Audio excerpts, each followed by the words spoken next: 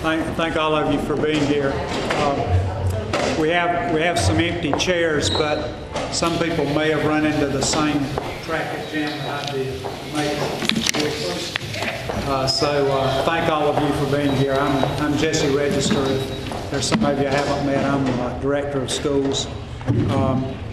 We really appreciate your being on this committee. Just one housekeeping as we get going. This microphone without the wire is one for projection in the audience. The mics with the wires are for the TV. This is being recorded by channel3.com. So we'll have a record of all the meetings. We're planning to do this for all of the meetings going forward. I want to thank all of you for being here and being a part of this.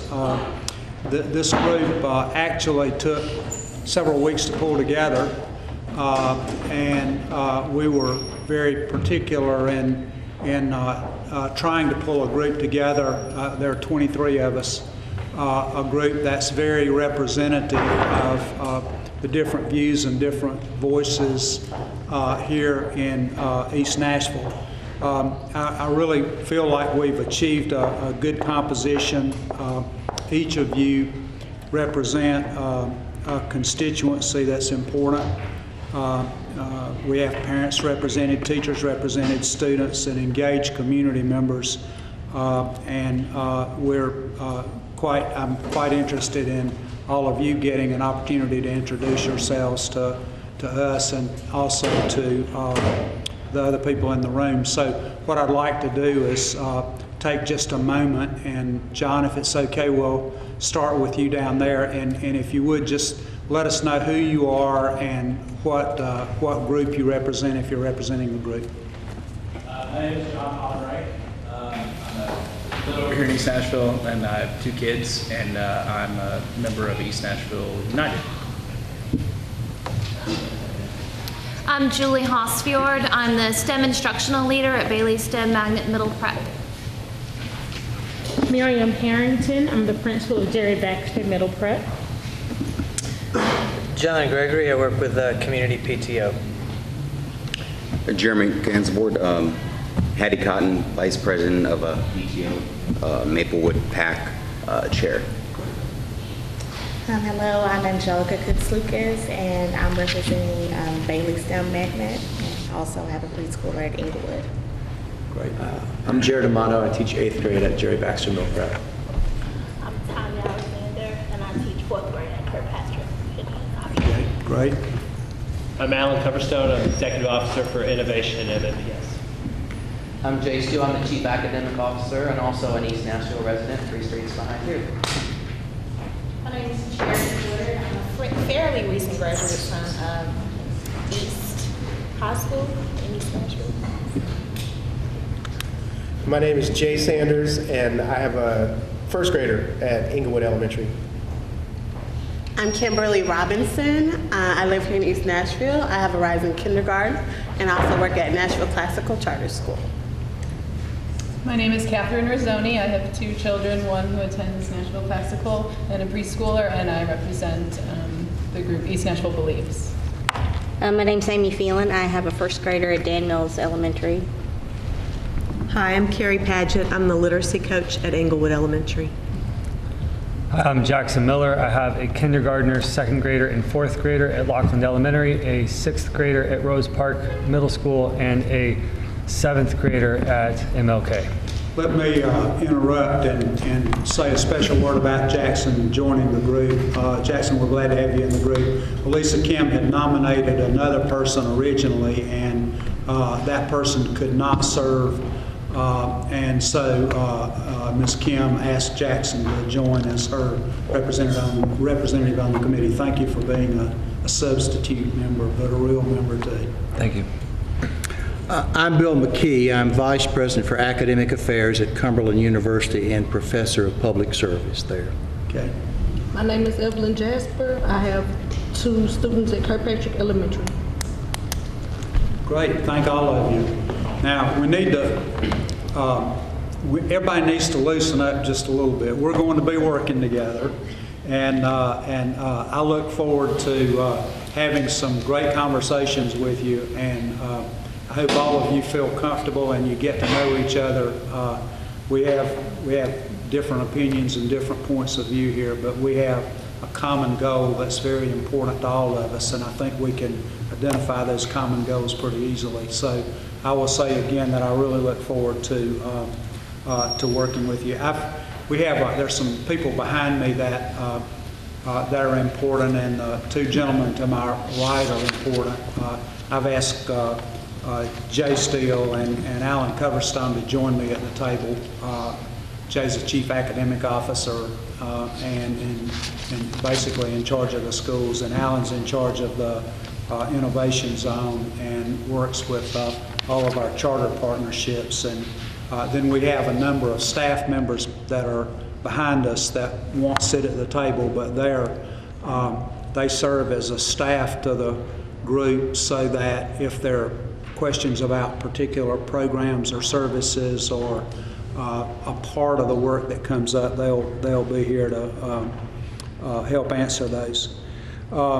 We have, I'll say the next item on the agenda, you each have an agenda in your binder, and I do want to say that first before I move on. We took the liberty of inviting Councilman Anthony Davis to be chair of this group.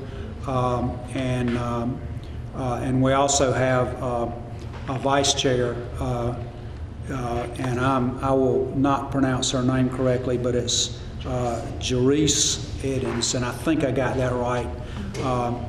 They were both at the meeting the other day, and Jerice is Stratford Cluster Parent Advisory Council Chair, works on the Superintendent's Advisory Council. And Anthony, of course, I think all of you know, is a council member for District 7, which is right in the heart of this. Inside your binders, you'll find the meeting agenda, and you'll also find behind that a list of the committee members that have introduced themselves. Looks like we have really good attendance now, as a few people come in after the traffic, so we're really glad to have you. Jerice will be here in a few minutes. She's right here. You are? She's right. She just walked in. Great. Come on up here. She let us know in advance that she would be a few minutes late getting here. She's relatively new to Nashville. I think I'll introduce her if I may. She moved here in June from North Carolina with her husband, who heads the IT department at Fisk University. A child at Warner Elementary, correct? Correct. Okay, great. And a teacher for a decade in North Carolina, specializing in school turnaround work. So we're really glad to have her represent the area in several different ways. The document that you see, the documents that you see in front of you, and particularly the organizational structure, has a draft watermark on it.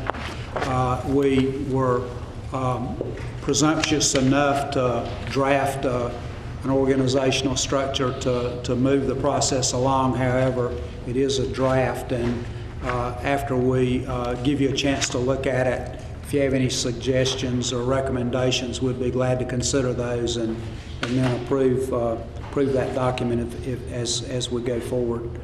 I would ask you now to just take 2 or 3 minutes and read the overview, the organizational structure, and then we'll take a minute to see if you have any questions or comments about it.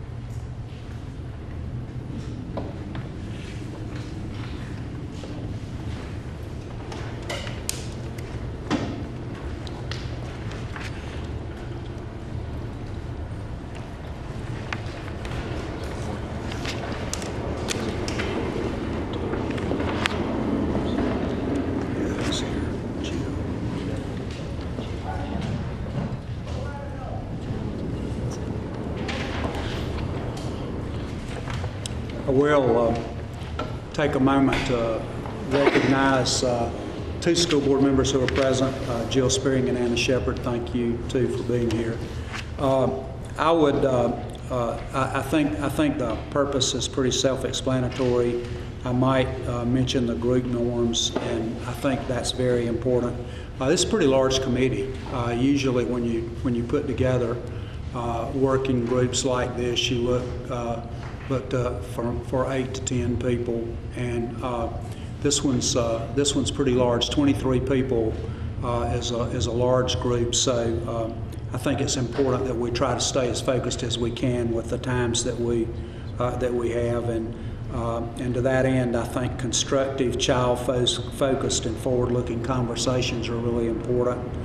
And our goal, really, I don't think the 23 of us will agree on everything, certainly. I hope we can agree on some basics, but the point's really not to force an agreement. I don't think we have to do that, but to really hear and explore the divergent perspectives, the different points of view that we may bring forward. And I will say that we're keeping good records, keeping good minutes of everything that's going on. These are open meetings. We do have people in the audience, a good many. I don't know if that will grow larger or smaller as time goes on, but I would ask that we reserve discussion time to the people at the table on the committee rather than opening it up to the floor. I would hope that and expect all of you to communicate regularly with your constituency. You represent people in the community, and that we would expect you to share their points of view as you come to the table. And I think I would ask that we respect each other's opinions, that we refrain from speaking over others. Let's be respectful of the fact that it is a large group, and that we want to stay focused on what we're doing, and if we do disagree, that we do that respectfully. Any questions or comments? Let's see if you have any concerns with purpose, charge, the organizational structure. Any comments?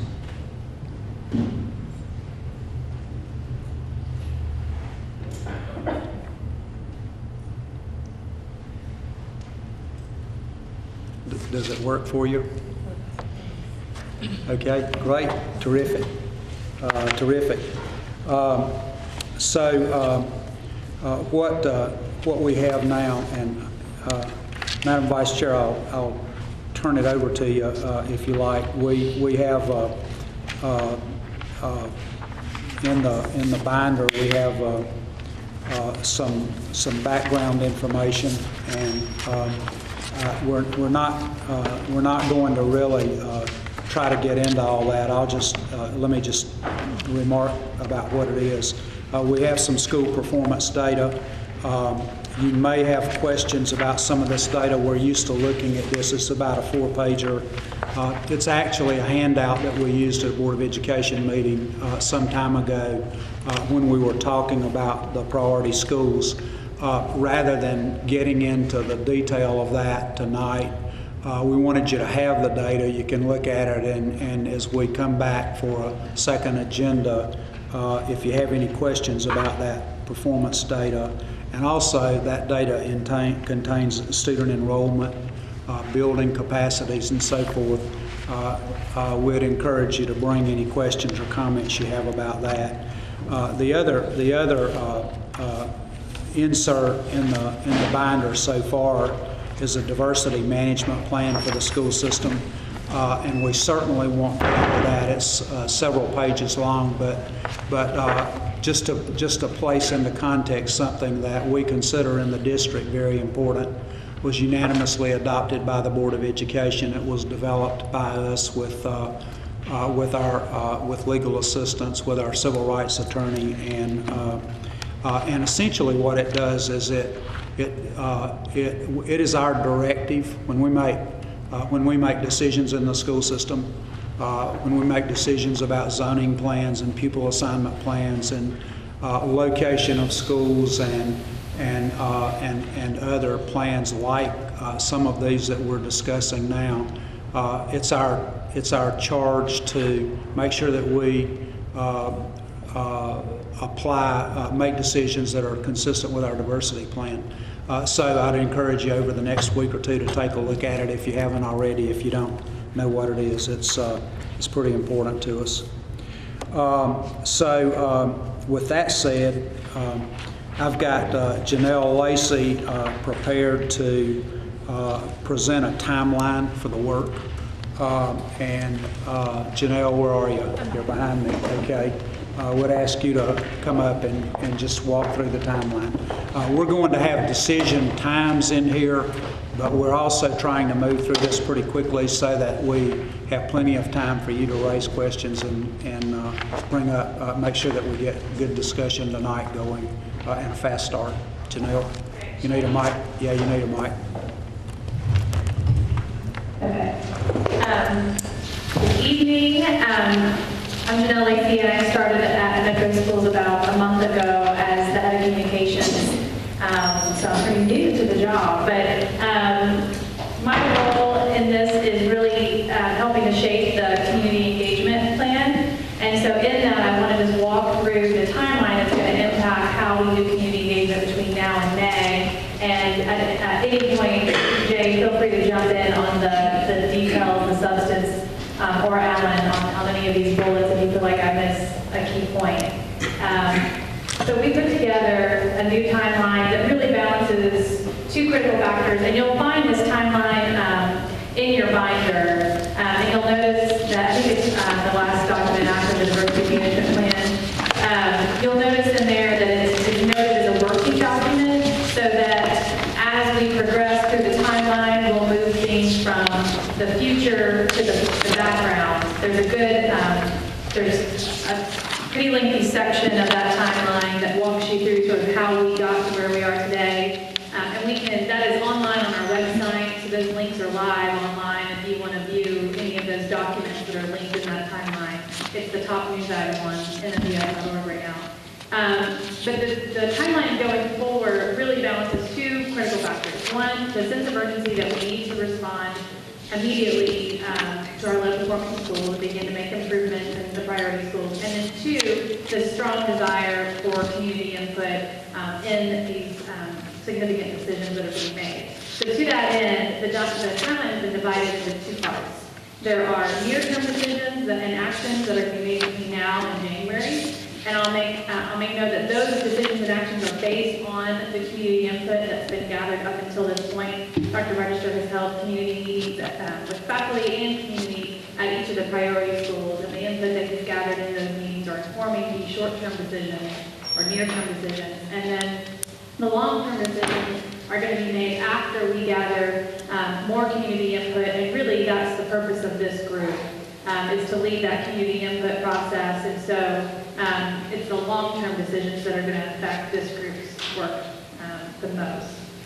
So just to make you aware of the whole timeline, the near-term actions that are going to take place are, and none of this should be news to anybody who thinks that Dr. Register has been talking about quite a bit. The individual's turnaround plans for each priority school, the human capital piece, recruiting effective teachers and strong school leaders, developing a concept for an equitable choice transportation plan. This was originally talked about as an all-choice plan for East Nashville, and we're moving towards the language of an equitable choice plan so that it's really more focused on giving kids access to high-quality schools by giving them transportation options. And so that concept is being developed right now. And then the charter conversions that were one that was previously approved by the board, and then of course what the ASD does, which is their decision. Just to dive a little bit deeper, and Jay, this is where you may want to jump in, but just so everyone knows what's involved in that individual turnaround plan for each priority school. This is the plan that's going to mark kind of the annual achievement benchmarks that, for these schools to come off the priority list in 3 years, they have to make improvement every year. And so these are the benchmarks that are going to be set. They're going to say, this is how we're going to get each school off the priority list. There'll be changes to curriculum, professional development plans, and resources for academic supports and wraparound services. A lot of those resources have already been listed and shared with families when we've been doing the priority school meetings. Moving to the long-term decisions, and again, these are the decisions that are going to be made after more community input led by this group. And those decisions include strengthening the pathways, the K-12 pathways, creating predictable pathways is how our register describes it, which can include, reviewing feeder patterns, changing school themes, focus areas, grade configurations. We're going to have to also work to develop the details of that equitable choice transportation plan. The concept is being worked on now, but really how it gets executed, the detailed implementation plan will be discussed. And also understanding, based on those academic benchmarks that are set for each priority school, we will discuss and help everyone understand what actions will be taken if a school does not meet its annual benchmarks. And then any school closures, repurposing, combining schools are also long-term decisions that will be discussed. So between now and May, those long-term decisions that I just outlined will need to be discussed and debated among this group, but also we want to make sure that we're getting input from the entire East Nashville community, both the Stratford and Maplewood clusters. And so these are some ideas, some things that we're talking about doing between now and May. And you guys should view yourselves as sort of the central hub for gathering all of this input. All of it will come here for discussion at this table. We could do an online portal. I don't know if everyone in this room is familiar with Nashville Next, but they had a great interactive online portal where people could log on and participate in online conversations and submit ideas and comments. We could certainly hold more parent and community meetings throughout the process as we see needed. Opinion surveys are something, there's kind of all types of opinion surveys that can be done. We have some internal resources to do really simple surveys. We could look at more complicated surveys using some external resources. And then we do need to develop a specific strategy to make sure that we're seeking input from families that are usually voices that are not heard in conversations like this because they're harder to reach, and those are our economically disadvantaged families and our English language learner families. And I think I'll turn it back over to our register if y'all have any questions about the timeline. Let's open it up for. That's pretty fast, but let's see what questions you might have about the timelines and where we are now.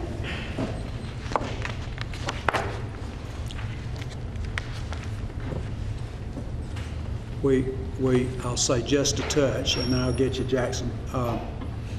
We have finished. I've done I've visited the 13 priority schools and have had meetings with faculty and meetings with community in those 13 schools.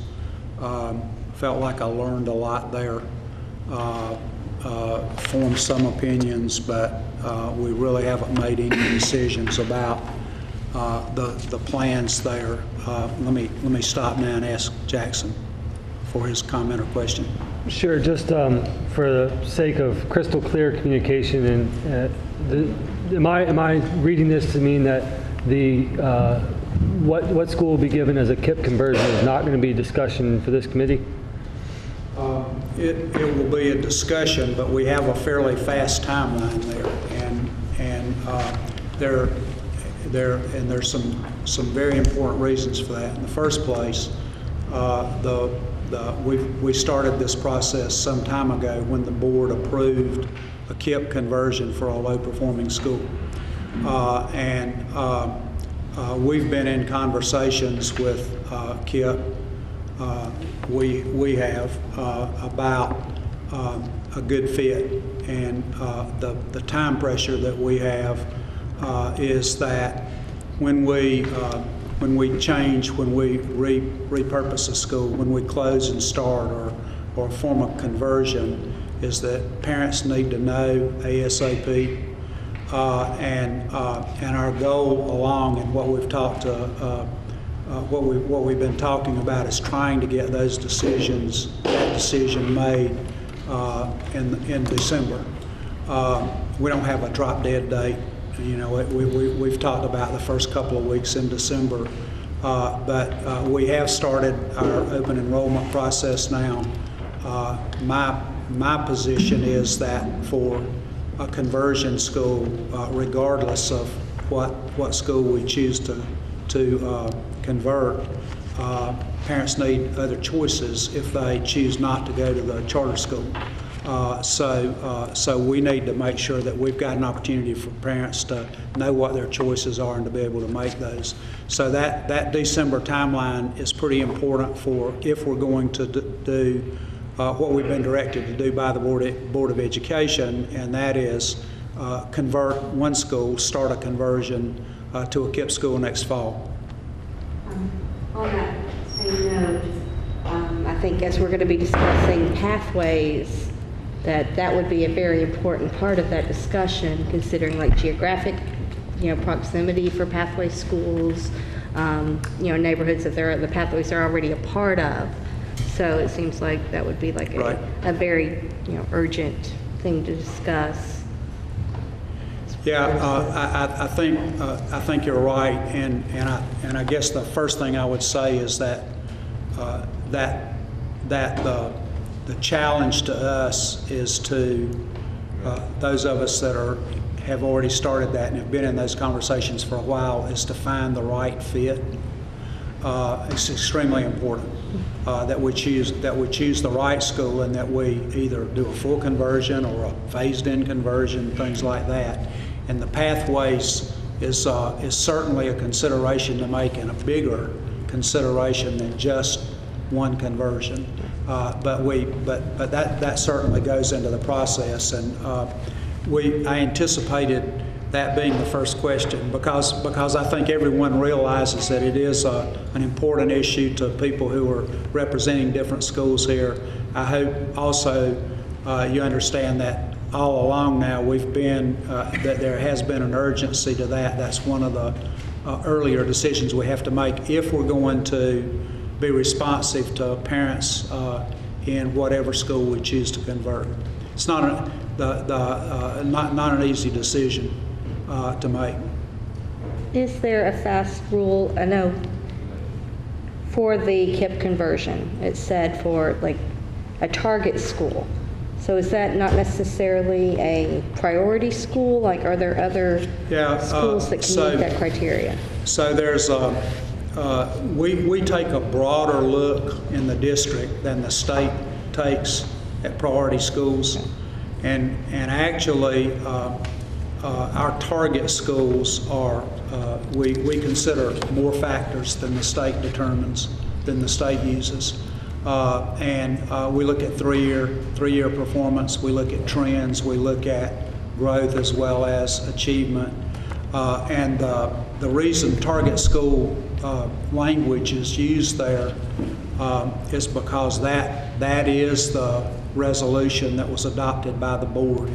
And that was to look at the target schools in the district and to convert or to think about the conversion of one of those target schools, 2 target schools in East Nashville, and they're Englewood and Kirkpatrick.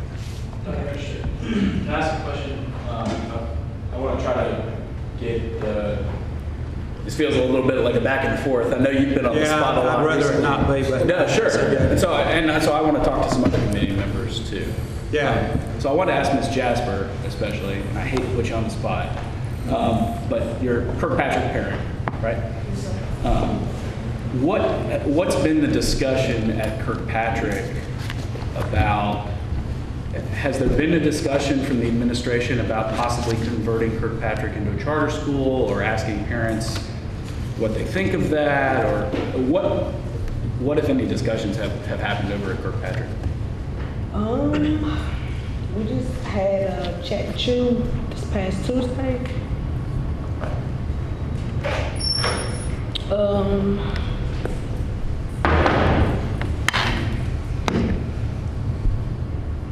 basically, the discussion's just been that we don't want the school to be a charter. So the chat and choose, that was parents? Yes, sir. To parents and teachers? Yes, sir. What, so Jay, you're at Englewood. I was at that too.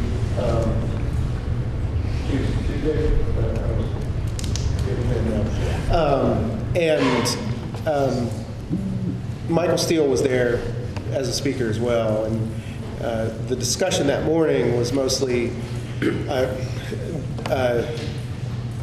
in these tense times that the school has to maintain and create a community unity, sense of unity, talk amongst itself, to discuss what the community actually does want for its school. And when my part of the participation was as a parent at another priority school and knowing that the choice is going to be them or us. And that it was not just a matter of creating unity at the school, but to lift up your voices, to get your other parents involved, talk to, actually, Dr. Steele actually mentioned, by the next meeting, bring another person. Everybody was charged with bringing at least one other person to the next chat and shoot. And I piggybacked on that by saying, you've got to talk amongst yourselves, and then you have to let the authorities, the powers, know how you feel. And that was the discussion the part of the discussion that I participated in at Kirkpatrick. And I mean, the parents were extremely engaged that morning. They had more people at an 8 o'clock chat and chew than we get at some of our PTO meetings at Inglewood at 3:30 in the afternoon. So it was nice to see that there were parents engaged, and it's a tight-knit community. So hopefully they will be able to engage further and bring more people into the discussion there. And I can. No, go ahead. I can speak a little bit about that. I'm a fourth grade teacher at Kirkpatrick, and pretty much just amongst the teachers, we're all just dealing with the unknown, pretty much. So we don't know whether it's going to be converted. We don't know whether it's going to be closed down. So we're just all walking around pretty much unknown. But that is a charge that Ms. Nelson has put out to the faculty to try to get more parental involvement and just have the parents' voices heard. So that's pretty much the. So that even though we have a short timeline, that's something that's important to us too, and we're looking now at various strategies for engaging a high percentage of the parents who attend Kirkpatrick or who live in the area who don't attend Kirkpatrick, and the opinion surveys. We've talked about ways to reach a high percentage of people, and we're working on some ways to do that, we think, just in the next few weeks. I think the input from parents is very important. Are we only looking for a home for KIPP charter, or are we also looking for a home for a Martha O'Brien charter? Are there two charters or just one? Martha O'Brien has already approved they have an approved charter that will start next year, Explore, starting in kindergarten. They're starting, it's not a conversion. They're starting a new charter school that was approved last year. Along the lines of getting parental feedback at these schools, Jay, you guys have done a parent survey at Inglewood. The results haven't been out yet. No, we're still fighting those last few difficult to reach grade levels, really. To make sure everybody's heard. Yeah, we've got some grade levels that have done an extremely good job. The pre-K, obviously, the parents bring their kids into the school. Kindergarten's done really well as well, but some of the older grades, we're fighting to figure out how to get them involved. Sure. And there's no preliminary exit polls or anything on? No, it's we get to kind of broaden the conversation. We sent home in the folders a survey that had when a change happens to Inglewood, what do you prefer? Charter, Padea, STEM, or STEAM were the 4 options that we gave. And we had a little definition as much as we could on one sheet to give the parents. And it was a rip-off. The kids got a day out of SSA when they brought it back, that kind of thing. We also did do an online version, mixed results with the online portion of that. But we did give both options. So I think one comment, as your data comes in, I think it's please pass it on to us, and we'll reproduce it and make it available for the binders. We have resources that we can use to do surveys. For example, we have, and for those of you who have children in school, you probably get the robocalls. We have a call system that's been updated. It's pretty sophisticated. We can call every parent by school, and we can actually record survey data that way. We're looking at that, although we know, and I had a conversation with Marcia Edwards about the Martha O'Brien program, particularly, and she was sharing with us, when we were talking about communicating with parents, and she was sharing that a lot of parents there are hard to reach by phone.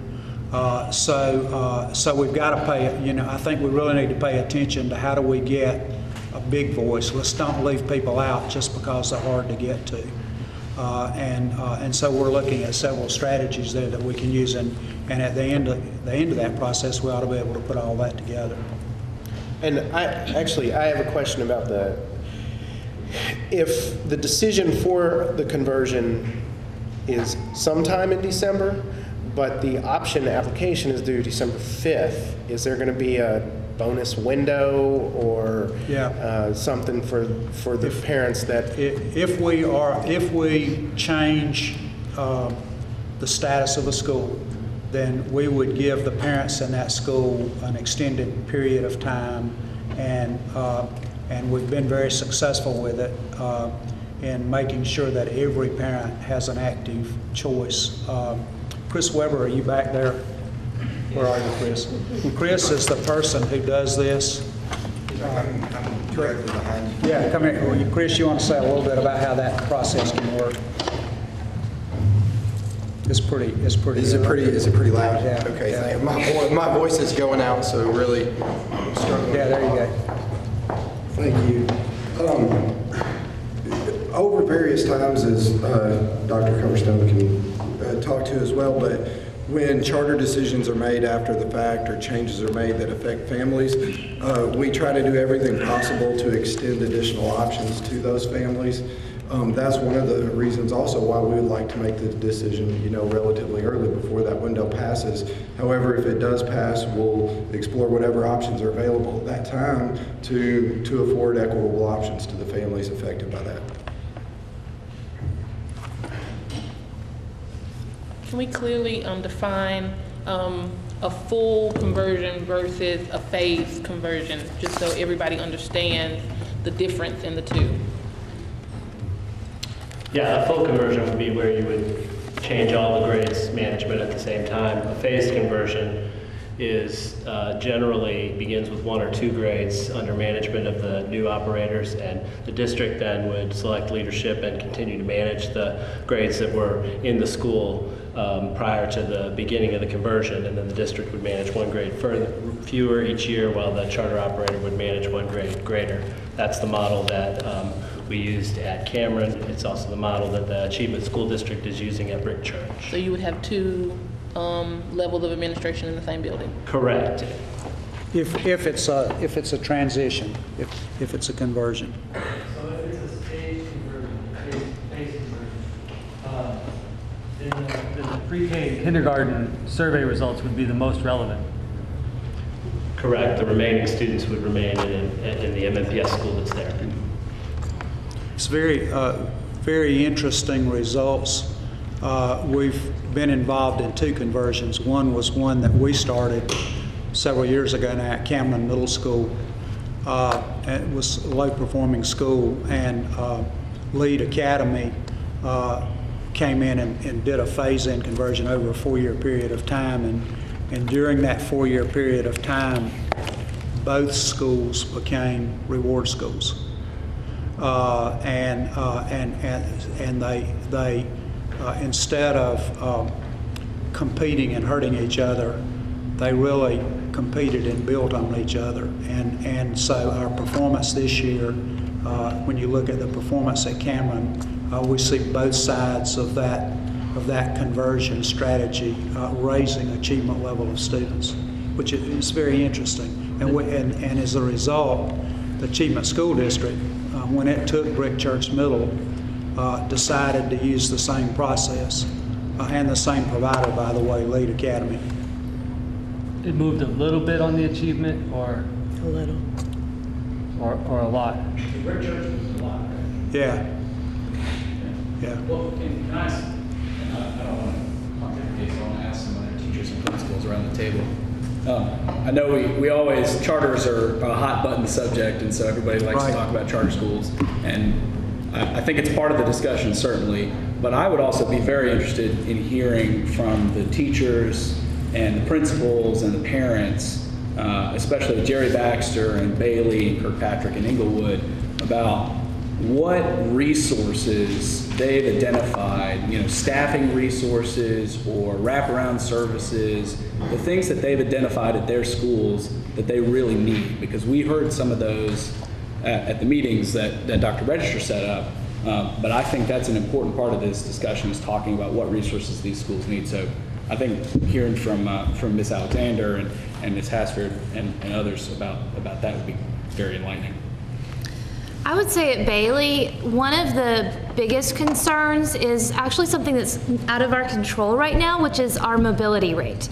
So we have a 50% mobility rate at our school, which means that half the students who come in are not sitting in the seat to take that test in the springtime.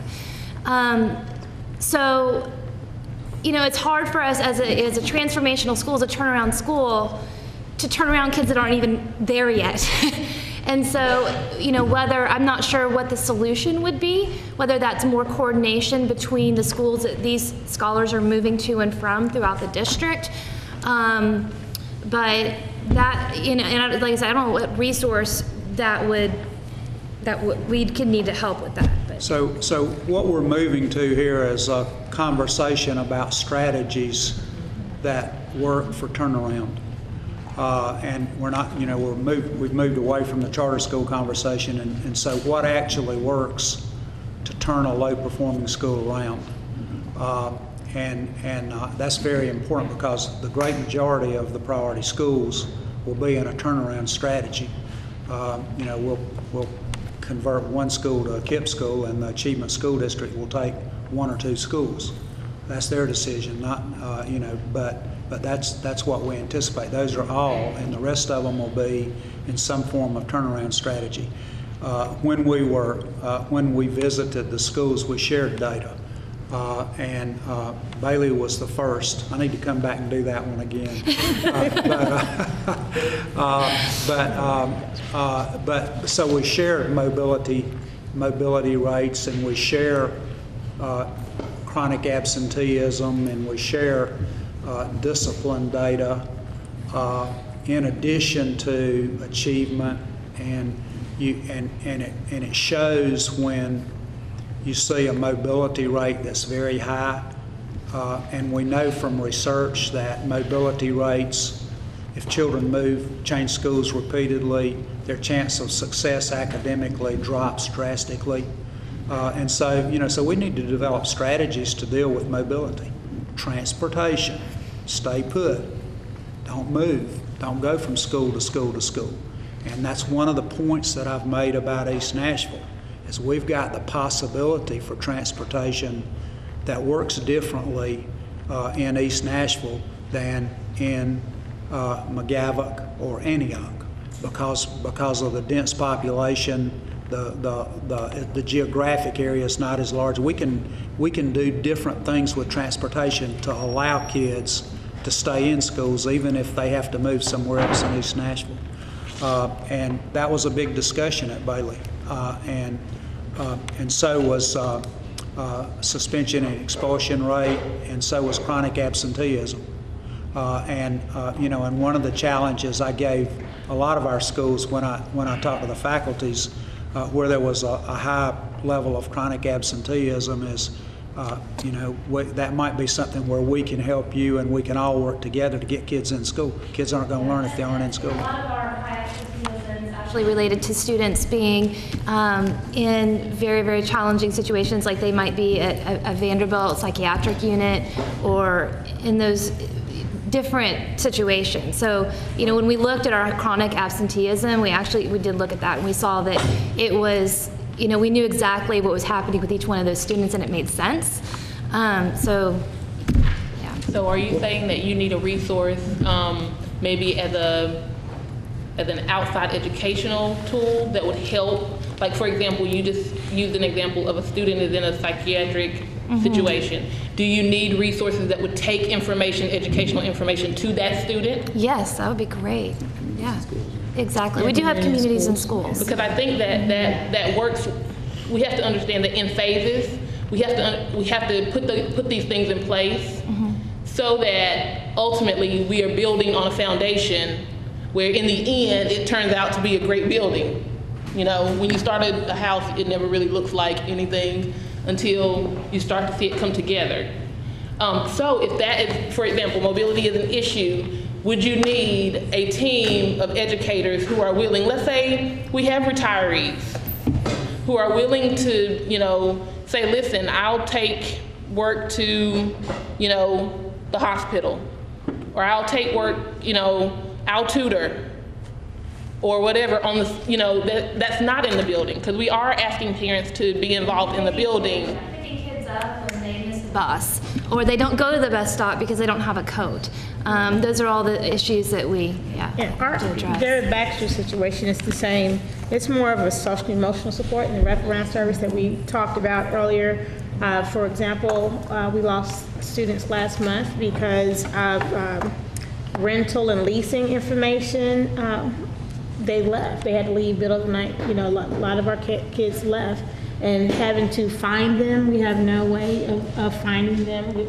The social worker will fill out a report for them, but if they leave that home because of leasing, we have no way of finding them. And we had a few just to pop up, like at the end of last week or beginning, like yesterday. We had 4 that came back out of nowhere, but it was a leasing situation. So it's how do you find that child when, we don't get rid of any of their things, their books, because we know that they're going to come back once the leasing situation is resolved or they find some other housing situation. So our situations are unique with the type of students that, we're dealing with. Students last week, we gave 10 students clothes for school. They had no winter clothes for this week in order for them to show up this week.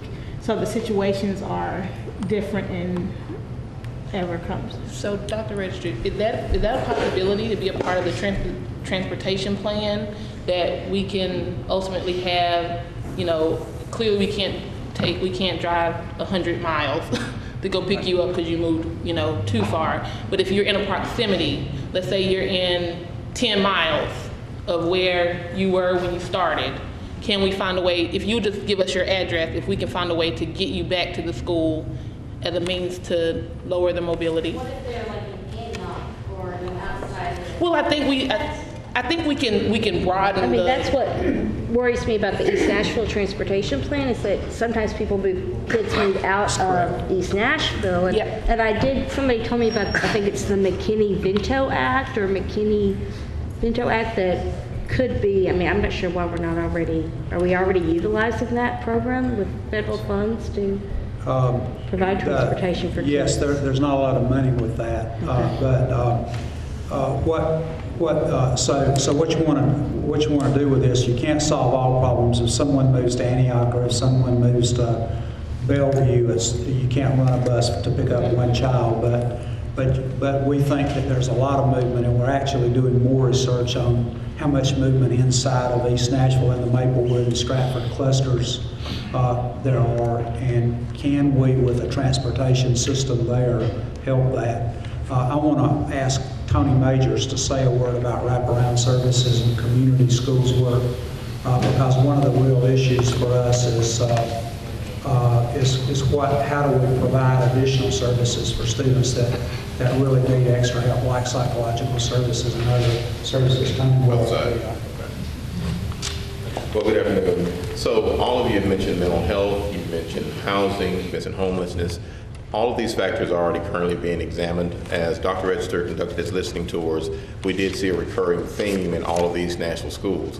There was an outcry for additional support services that met needs that extend well beyond the classroom. I've been working very closely with Dr. Steele so that what we're communicating is a community schools approach, so that you marry community schools practices and principles or setting conditions of learning to help model and support the instructional reform initiatives that Dr. Steele is proposing in each of the priority schools. So we are currently looking at that now. We're also in the process of looking at additional funding sources to help us fund some of these initiatives so that it's not so dependent upon staffing.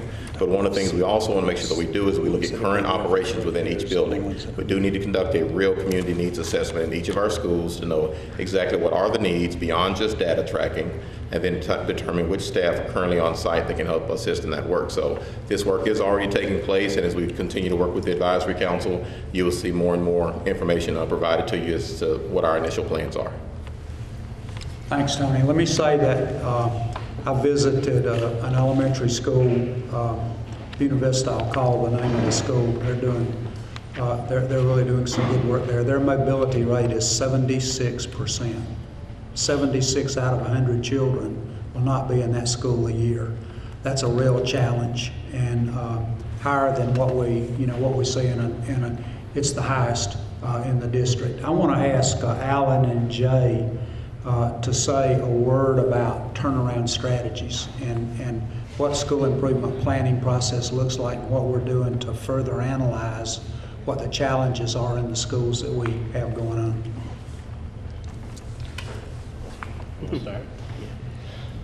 Let me start and explain what we've been doing with the schools and the principals and their leadership team. So behind me, I have my 3 executive officers that run high school, middle school, and elementary. And we have 4 executive lead principals that are in charge of all the principals.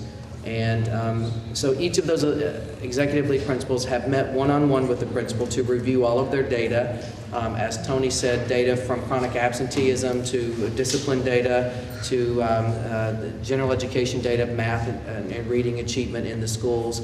Also climate and culture data from the TEL survey. So from that, we've asked each of the principals to go back to their leadership teams and develop their turnaround strategies that they think best work for their schools.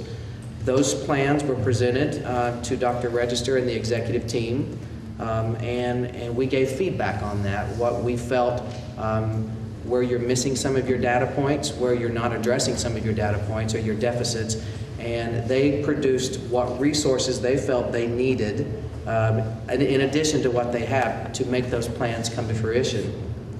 At that point, we continued those discussions with the principals, and they were supposed to be working with their leadership teams to tweak those plans to make sure that they were addressing everything they needed to address. And then we started requesting funds or finding resources for them. A lot of the strategies focused around reading. I know Miriam and Jerry Baxter, you saw some literacy issues. So things like we've done literacy partnership with Lipscomb that's working in these elementaries and middle schools, all of the priority schools that were non-iZone because they already had a lot of the services in there. Literacy 120-day interventionists going into these schools. These are retired teachers that go into the schools and work with tutoring or work in small groups with kids. Reading recovery was a big investment that we did in a lot of our kindergarten and first grade classes this year. There are 30 of the reading recovery teachers in 15 schools, and they are the priority schools. If the principal wanted it, Kirkpatrick did not want the resources at the beginning. Now they're included in the literacy partnership with Lipscomb once the priority list came out.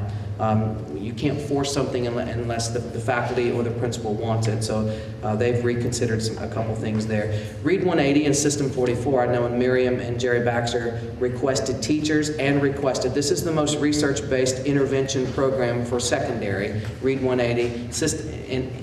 System 44 even takes a lower reader and has great success in raising them if you have the quality teacher in that classroom teaching it. So at Jerry Baxter, I think you requested 2, and you got those coming, or you're in the process doing it now.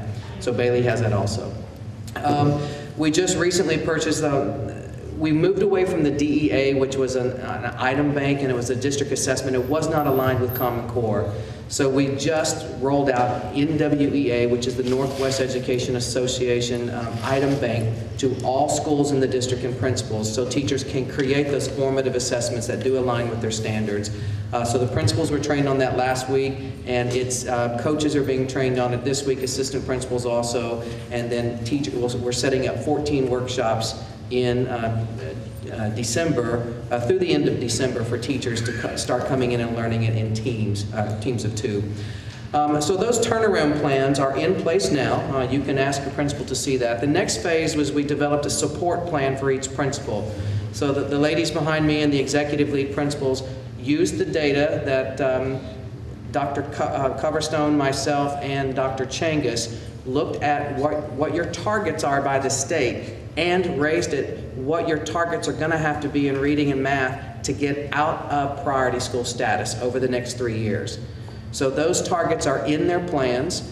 We also work to make sure that the chronic absenteeism and the discipline issues that we're seeing, that that data is also in the plan. Those will be completed by this Friday, and then they are housed at the district and monitored by the executive lead principals. And we've been doing instructional rounds. Those started about 3 weeks ago. Instructional rounds is a model, it models the medical profession, where a team of doctors go in and diagnose a patient and come up with, help the team come up with solutions.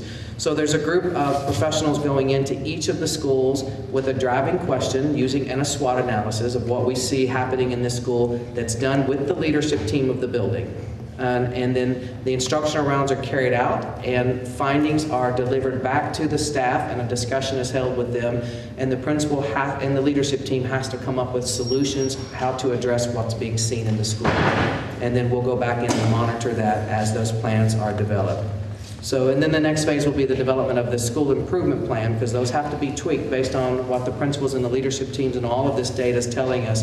And those will lead into a school improvement grant process that will be happening in the spring with the state, with the new 8 identified schools. So that's a lot of work there, but that's a brief synopsis of it. I'm sorry, that's a quick question. That does sound like an awful lot of work. It's just been a question I think I had since we all sat down. It sounds like all of the turnaround strategies and the plans and what are we going to do about these schools. We only got through 2 people when we asked, what is it you need at your school? We didn't hear from anybody else, which I still want to. It sounds like all the work has already been done. And so I'm just really, I want to honestly ask what it is we're here for to do. I think Janelle kind of made that clear, that we are part of the longer term solution of how we're going to ultimately keep ourselves out of this situation from this point forward. I think that, because even if we were to go back to a charter conversation, that was decided before we ever convened here. And I think turnaround and priority was already in place before we convened here. So it's really about what are we going to do as a community to make sure that we don't have to do this again.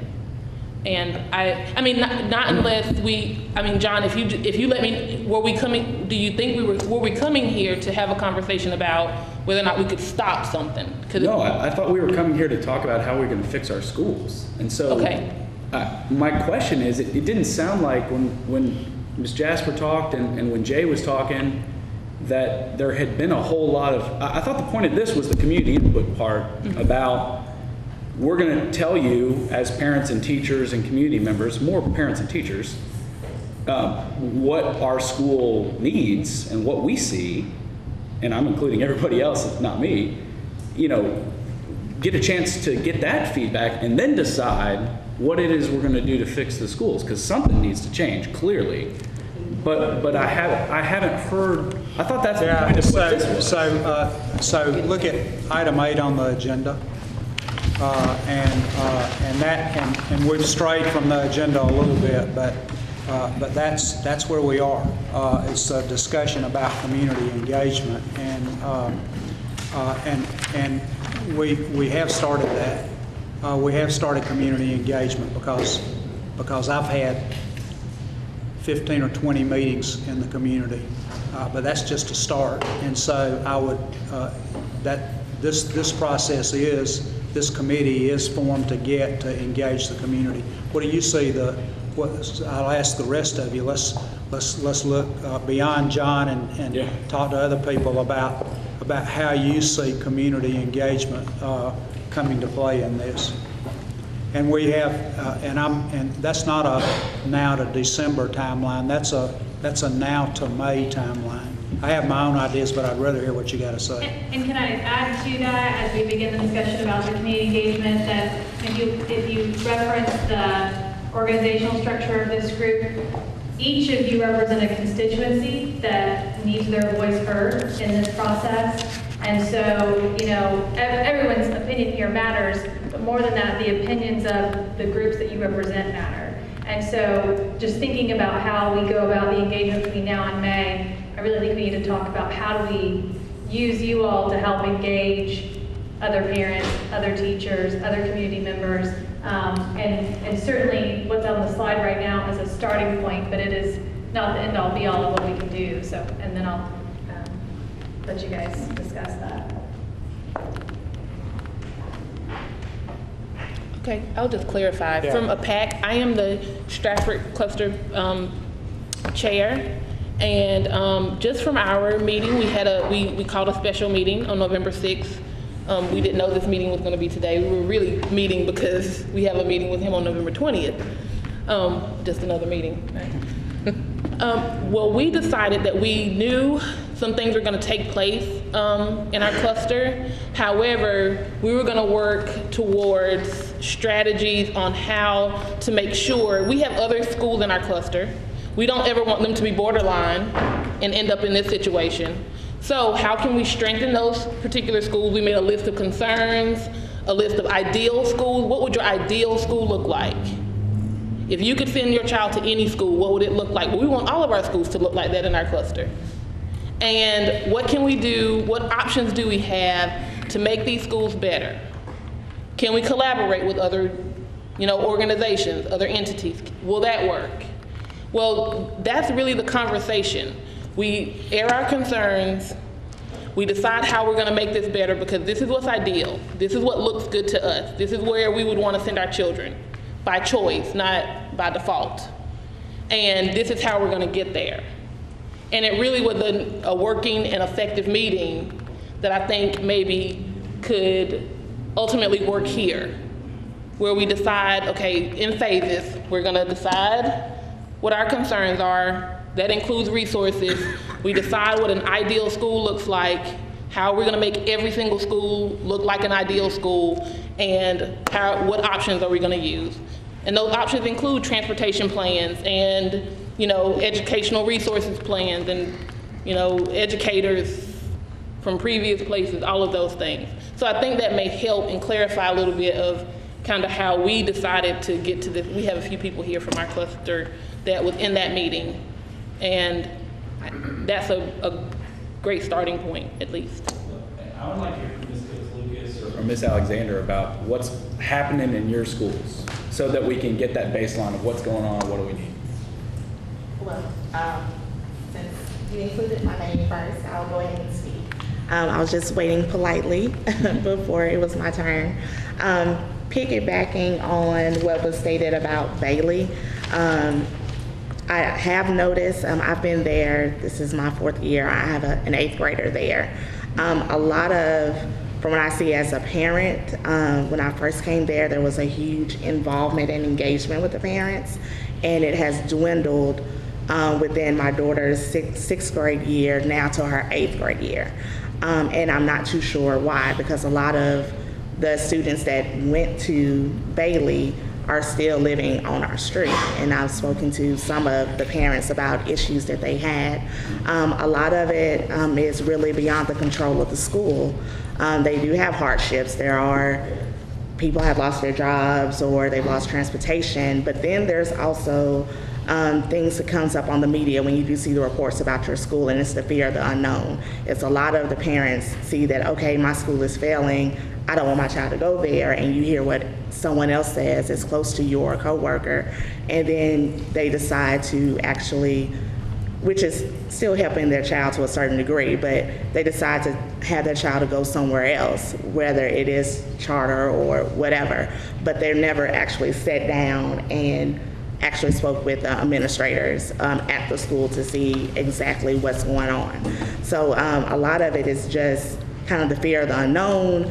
I want to help, but are choosing other ways to actually help their children, but is also still in a sense hurting the school, which causes the whole mobility issue and different things. And so Bailey just now has created a family ambassador group, and it's kind of steering away from the PTA and the PTO, but actually giving parents more of a community, so to speak, of them to voice their concerns and not really have it so formal.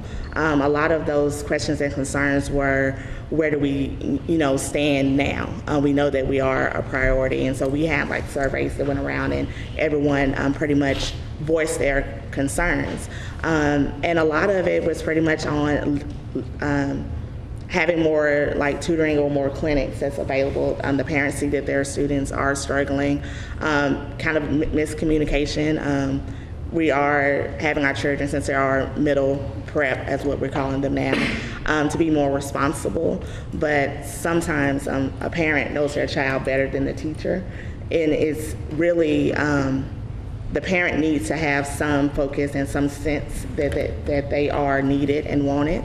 So for example, my child, I would love for the fact to know exactly what's going on in the classroom, what is needed. And so that's kind of what we've been speaking about. And the parents seem to be, feeling excited and have a sense of, okay, I am partnering with you, because it takes the parent and the teacher to actually help, strengthen the community and strengthen that child's education for that school to grow. I'm also at Inglewood as well. The survey is, actually great. We really did not want to be, I guess I'm not sure what the right word, but we really did not want to be fearful of change. So if there is a conversion or restructuring, we did, as Jay Sanders has said, set out our ideas of that. But then also there are certain degrees, and it's a lot of the community that we have. There are a lot of younger parents that pretty much don't really, hate to say it, don't really have that sense of education is valuable. And so a lot of it is just pretty much this age gap that's right there, and so they're not really looking at being engaged. And we all know that as more as your parents or whomever that's your caretaker is involved and engaged in your school, that the child will actually do better. And that's kind of what the hard thing that we're facing now. At both schools, I do see we have caring and nurturing instructors and great leaders who want to implement change, but we also need those parents to be involved as well.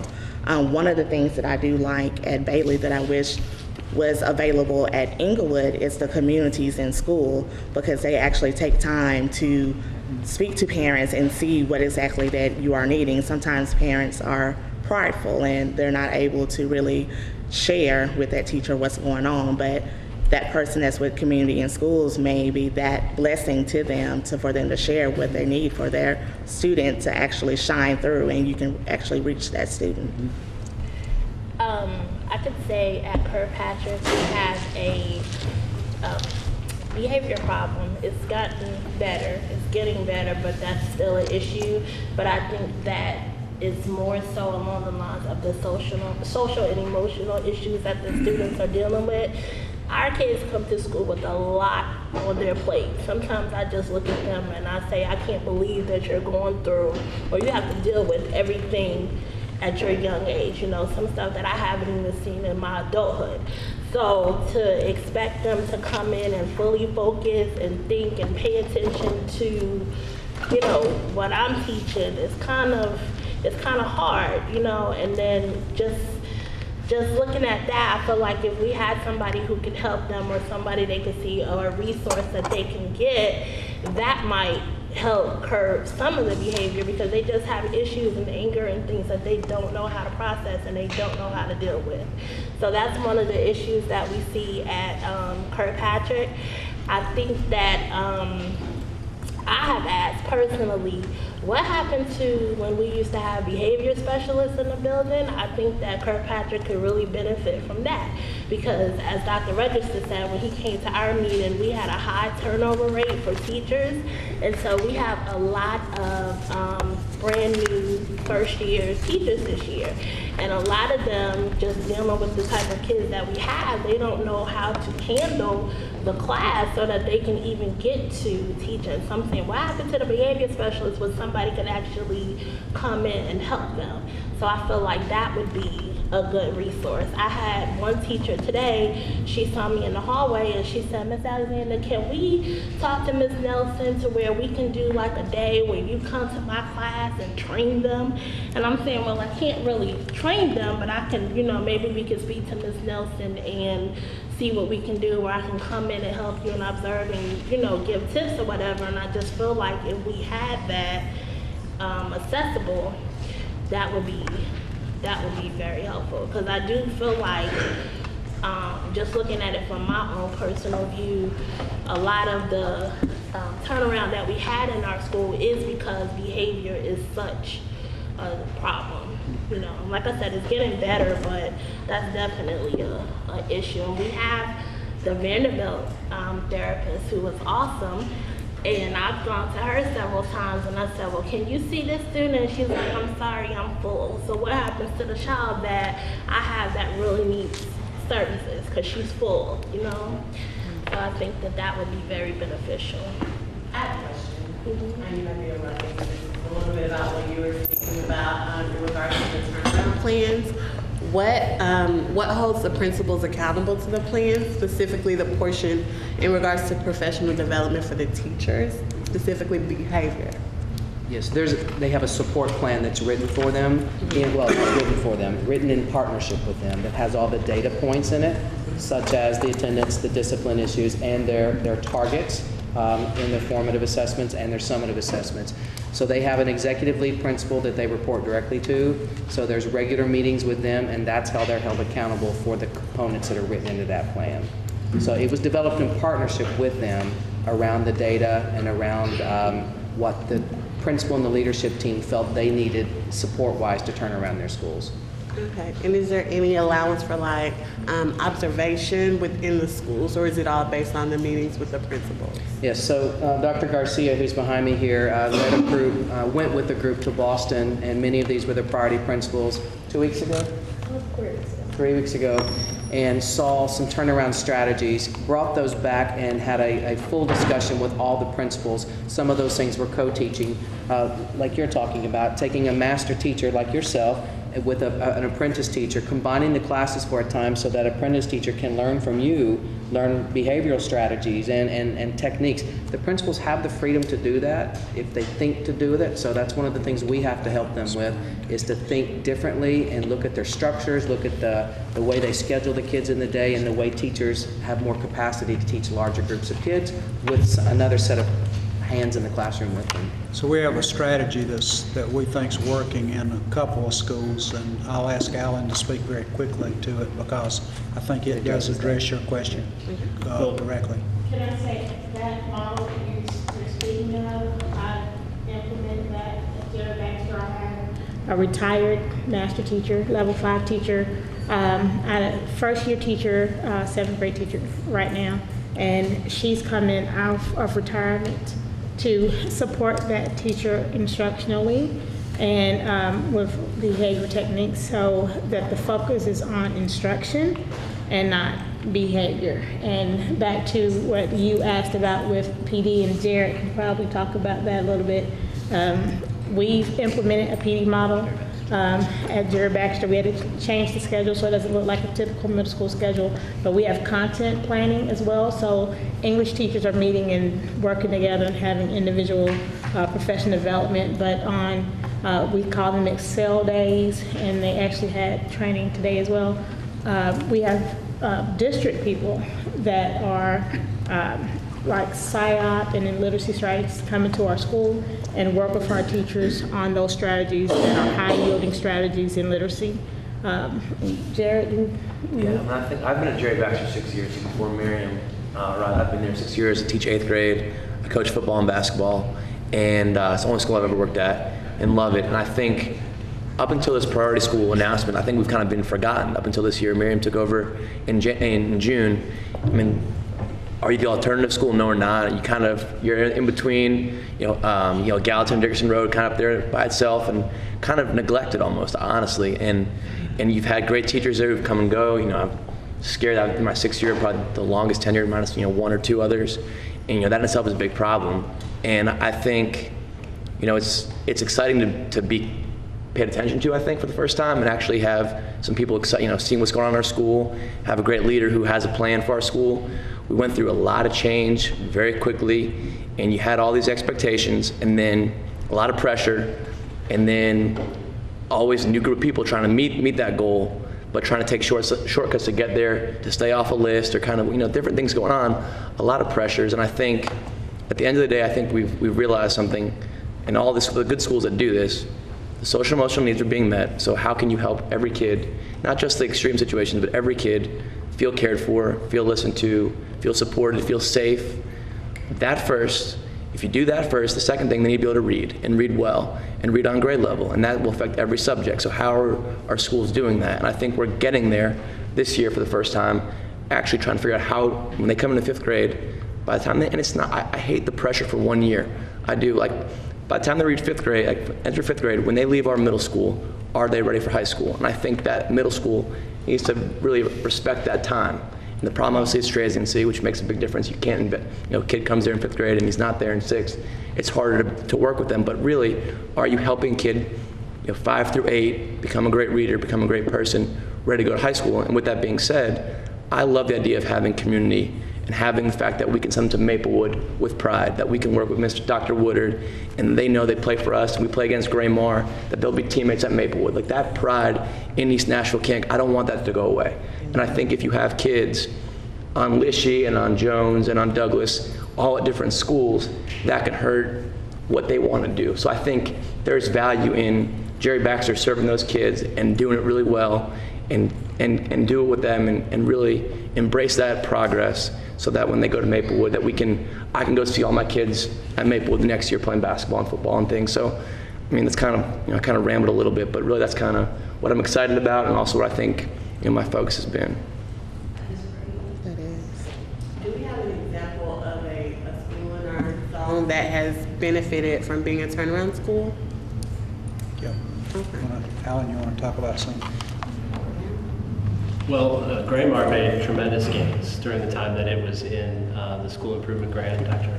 Williams was the principal of the school there, and made some tremendous gains in a short amount of time, so much so that they're not on the priority list this time.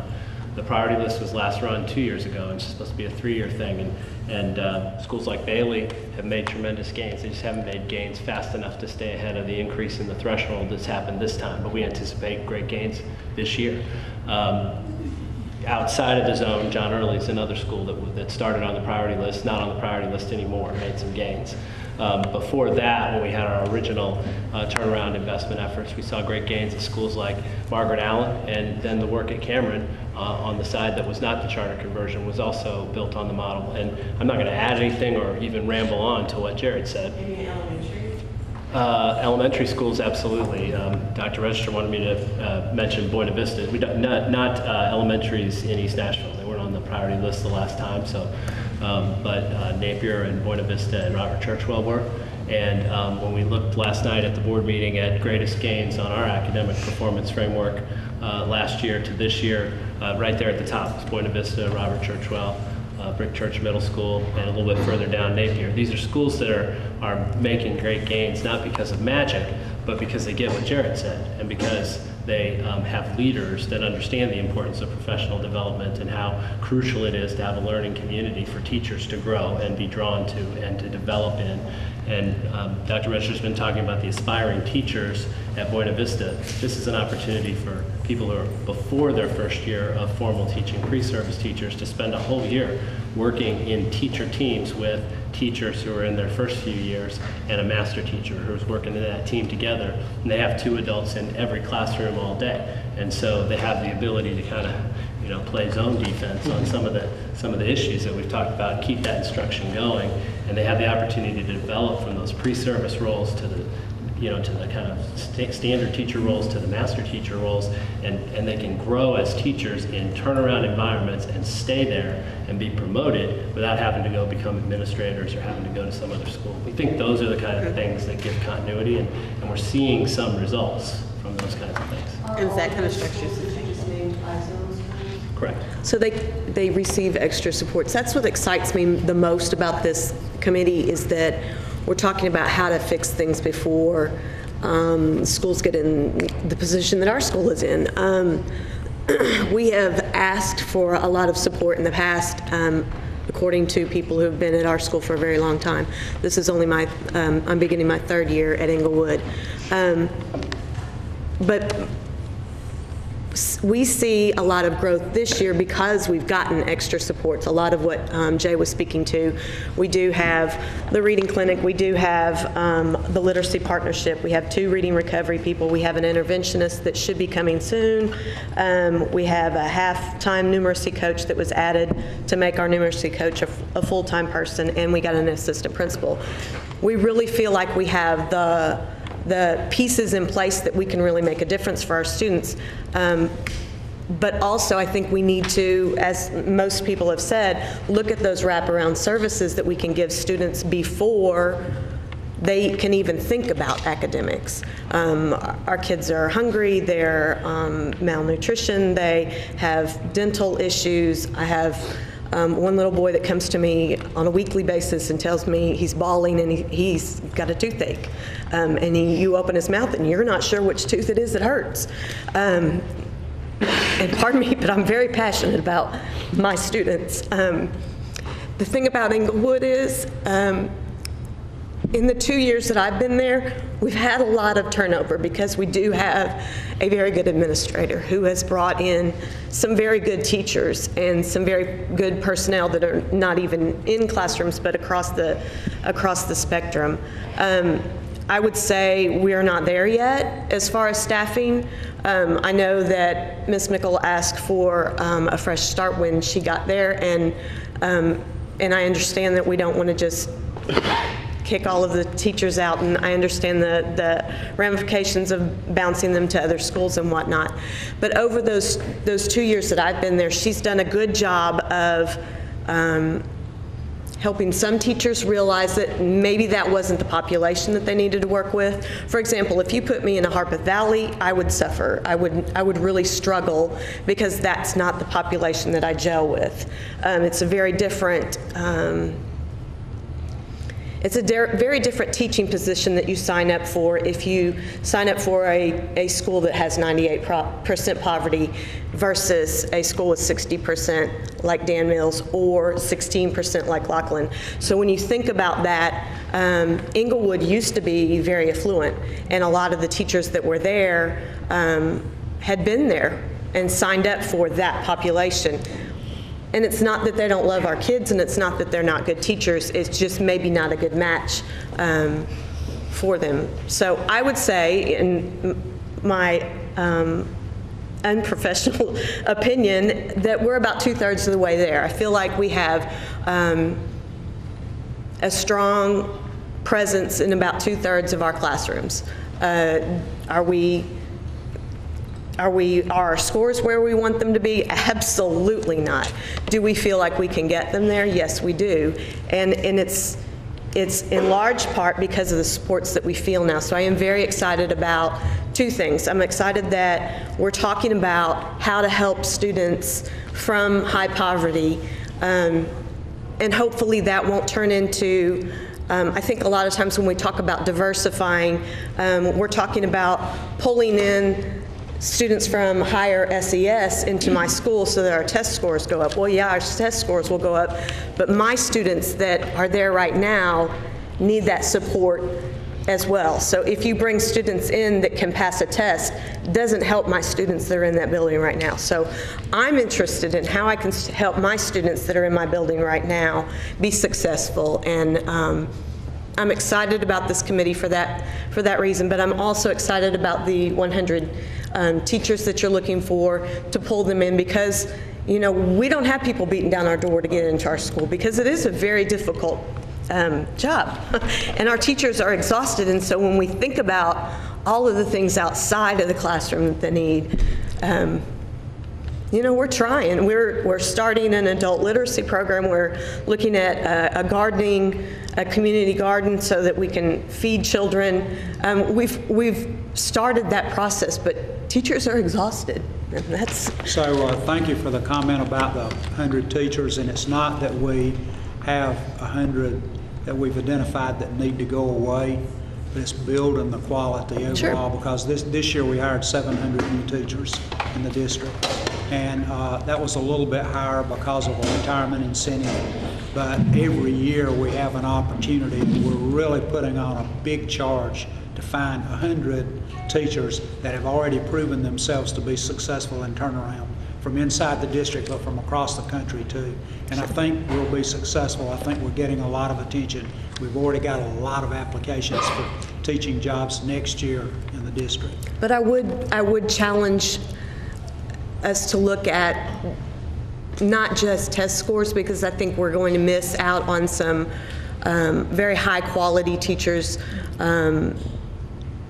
by not just looking at, if we just look at that one measure, I think that we're making a mistake. But absolutely.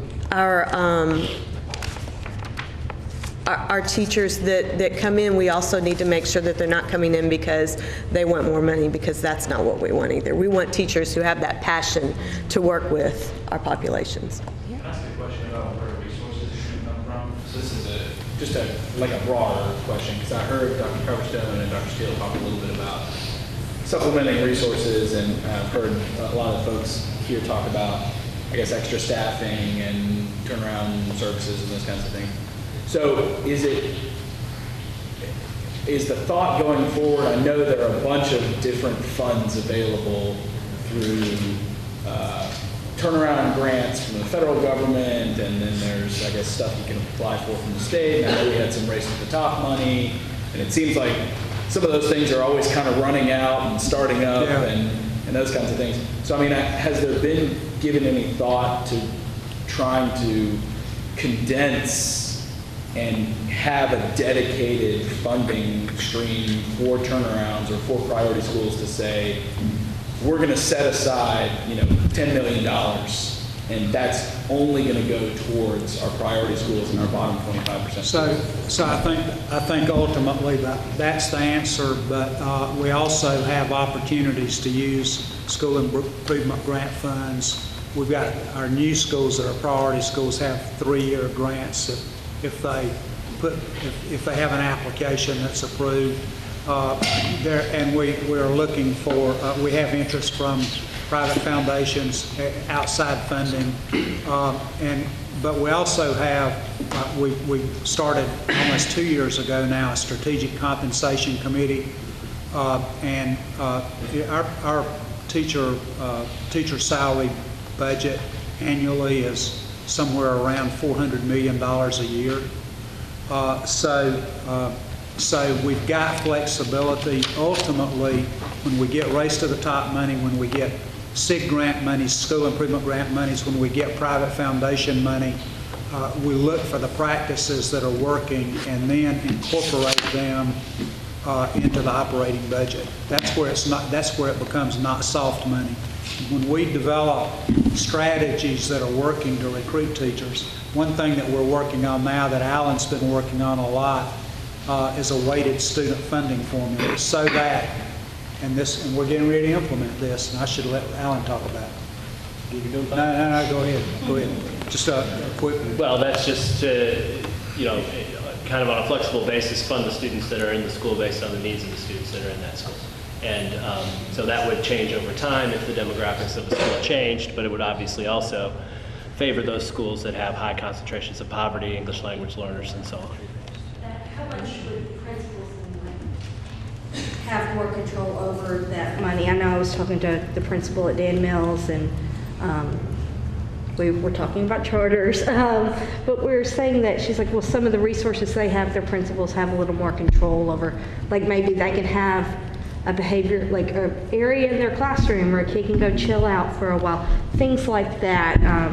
I would love to see some more bold, like more autonomy for principals. And yeah, but let both of them talk about it, because that is a move that we're making to greater autonomy. By the way, Mills, Dan Mills is, I know you've held that up as a model, and we love Dan Mills. We're very happy there, but we're a focus school. We have a huge achievement gap. So, even if Dan Mills gets more students, they're still not serving as well. I mean, and it's a great school. We have an amazing principal, but there definitely has to be some focus, not just on priority schools, but reaching all the kids at those schools who aren't achieving.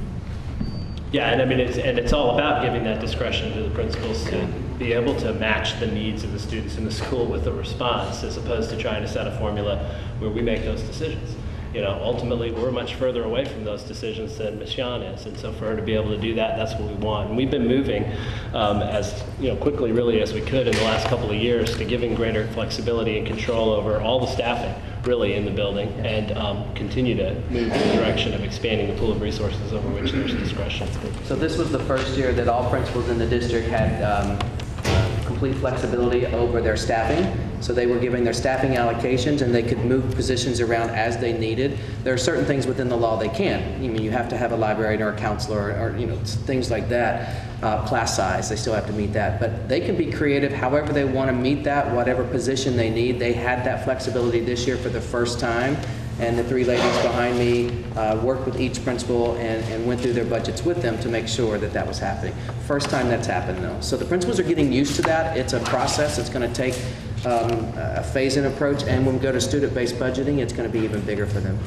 I think that'll be really good. I do too. We are coming to we're right on our time limit. And so we want to be respectful of your time. And we are appreciative that you all came here today to speak with us, and hopefully we can delve a lot deeper into the resources and the strategies and the content that we need to move our schools forward in East Nashville. Please look at your agenda for dates that are going to come up for our meetings. Be mindful of those. Madam Chair, if I may on that one, I think we as we put together the agenda, we talked about the need for having a number of meetings early. I would like for us to identify at least one date before Thanksgiving, and then at least 2 other dates before winter break. We've got some dates listed there. Yeah. So we'd like to hear about your availability. Can you do that? Is that too fast or not fast enough?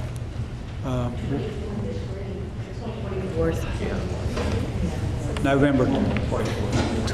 November 24th. Yes. It's a Monday. Oh, is it? Oh, it's not. Yeah, it's a Monday. All right, this is really good. We've got consensus. Yeah, 24. All in favor? Yes, I'm really pleased. Yes. For a hold or a placeholder, do the 3rd and the 17th look good in December? I know some of those are, you're getting further away and you might not have your calendars with us, but would be, Janelle, I don't know what days of the week those are. Wednesdays. Wednesdays? Yes. Okay. And December 17th is the Wednesday before the kids leave for holiday break. So that, hopefully everybody will still be in town. Sounds good? Tentatively? Good.